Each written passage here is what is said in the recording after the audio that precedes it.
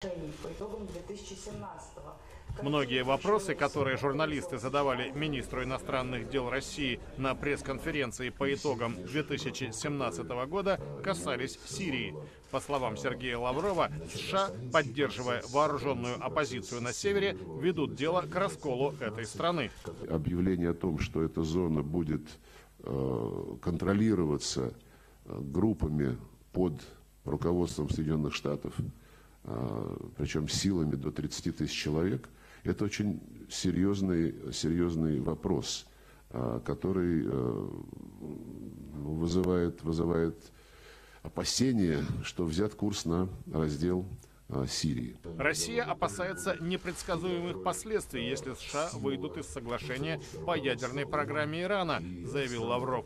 Он отметил, что Тегеран соблюдает договоренности, достигнутые шестеркой посредников. Реальность такова, что Иран выполняет все свои обязательства по совместному плану действий. Это регулярно верифицируется генеральным директором МАГАТЭ. Ни единого замечания со стороны МАГАТЭ в адрес тех обязательств, которые Иран взял на себя по договоренности о ядерной программе, не прозвучало.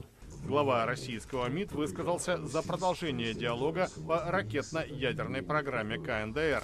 И когда такое замораживание, такой мораторий на недружественные шаги, на конфронтационные шаги вступит в силу, мы будем активно поддерживать прямые контакты между наиболее заинтересованными сторонами.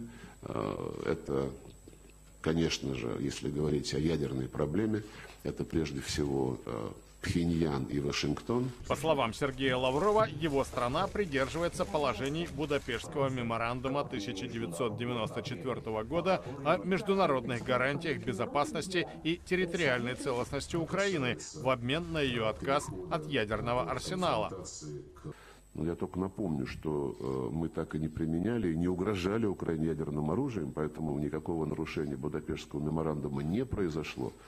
А вот параллельно с Будапештским меморандумом Украина еще приняла на себя в отдельном заявлении обязательство не поощрять российские неонацистские ксенофобические тенденции. Лавров высказался за урегулирование положения в Донбассе в соответствии с Минскими соглашениями, которые не касаются статуса Крыма.